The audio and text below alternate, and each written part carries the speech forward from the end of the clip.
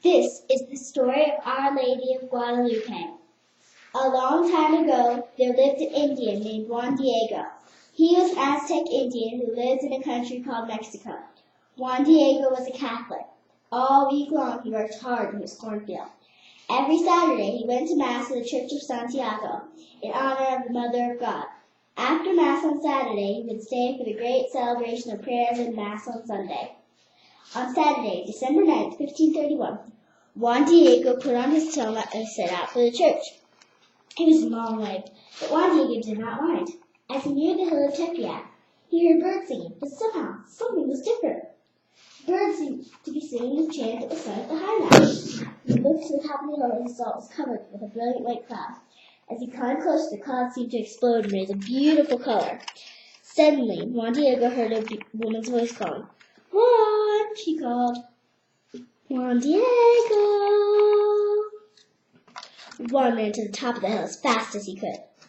When he got there, the cloud parted, and he saw the most beautiful lady. She was dressed in robes like an Aztec princess. She looked as if she were standing in front of the sun, with light all around her. Everything gleamed and glistened as though it were made of gold and precious gems. "Juan Diego," the lady said, "smallest and most beloved of my sons, where are you off to, Juanito?"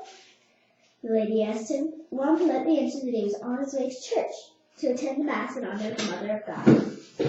"My very dear son, I want you to know that I am the Mother of God, and I want you to listen carefully. I have a very important message to give you.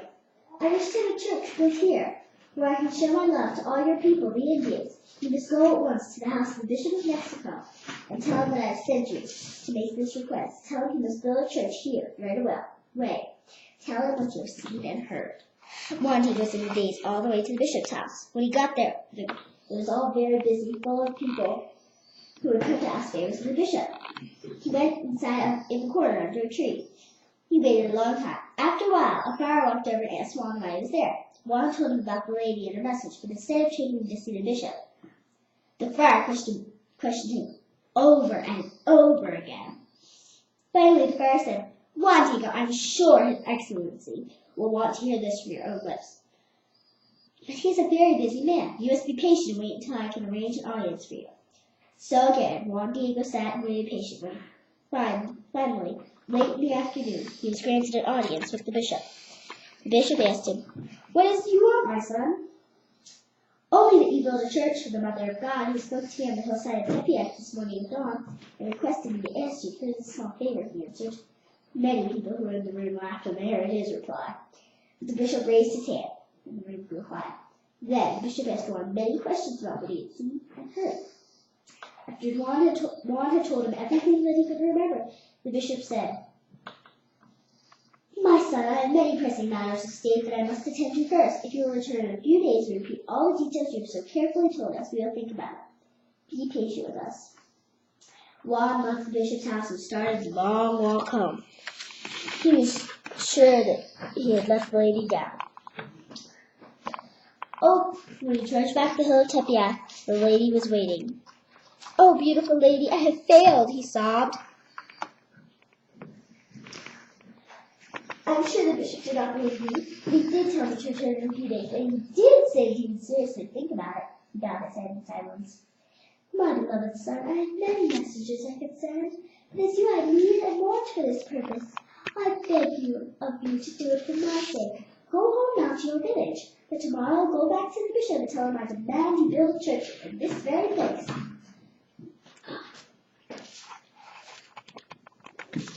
"Okay, I will do it," Juan said. "Please wait for me here tomorrow at the city of the sun, and I know I will bring you good news.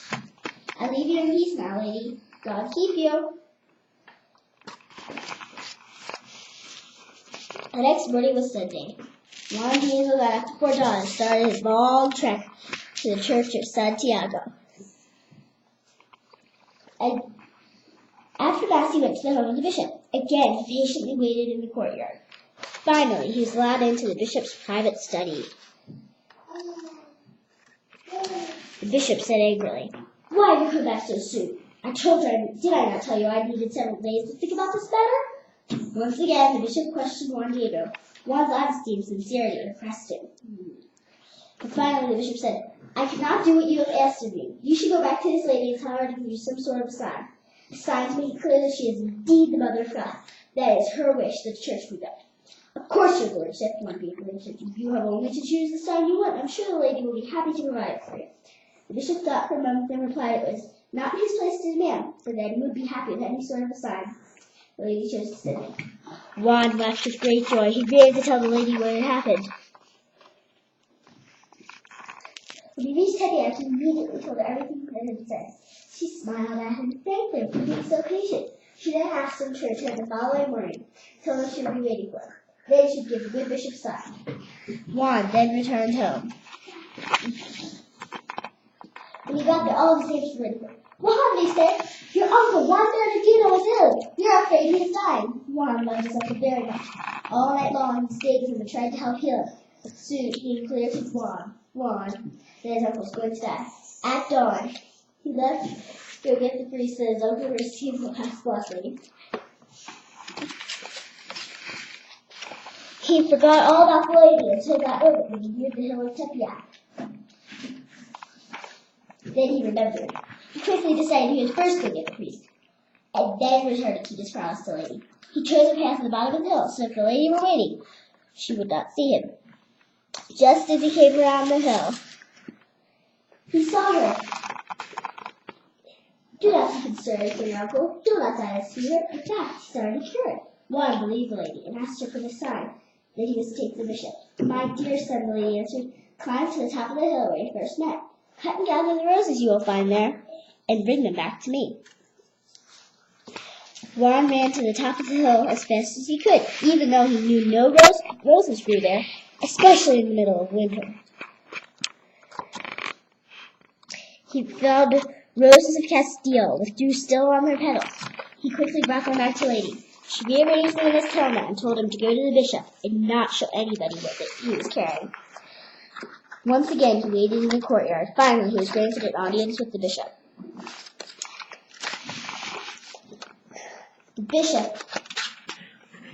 He said to the bishop, I have the sign that you asked for. He opened his tilma, and the roses dropped to the ground. The bishop knelt and began to say the Hail Mary. Suddenly, Juan realized that no one was looking at the roses. They were all looking at his tilma. He looked down. He saw that his rough cactus-flower tilma had been changed into a beautiful portrait of a lady. Forgive me, my dear son, for my doubts, the bishop said. Then he helped Juan untie his tilma. He then took the tilma to his private chapel and placed it over the altar.